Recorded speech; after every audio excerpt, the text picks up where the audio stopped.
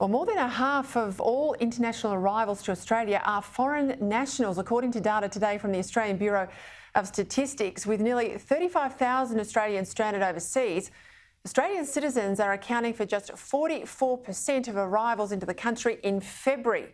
Discuss this and all the other stories out there today. I'm joined from Brisbane by host of Hardgrave here on Sky News, the brilliant Gary Hardgrave.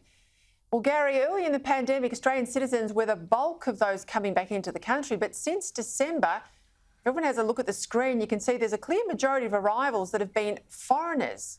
What's going on here?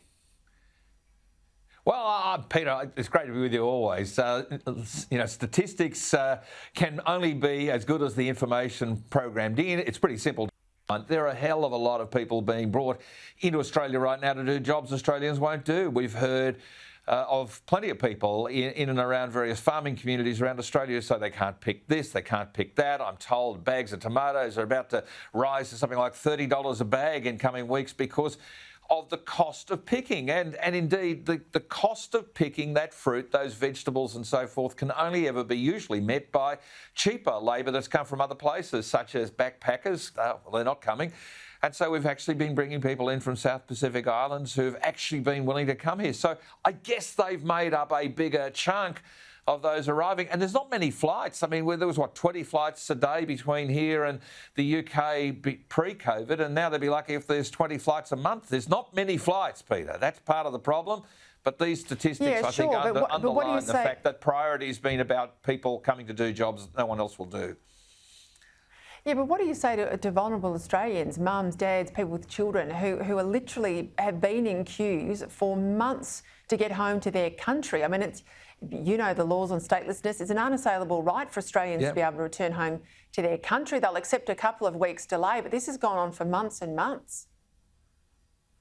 Yeah, look, and they were told 15 months ago, whenever it was this thing started, to get home and get home fast. Many did, many didn't. And Peter, I do feel for them. And in fact, Australian citizens don't even need a passport to enter into Australia. You're right, they've got the right to return. But the costs have been prohibitive. I know people who have said, you know what, it's too expensive, I'm going to stick it out. So living in the UK, they've gone to Portugal, they've gone to Spain, they've used their advantage of being able to stay there a bit longer because of rules in those countries. No Australians having a gun put to their head to tell them to get home. They were encouraged to come. Some came, some didn't.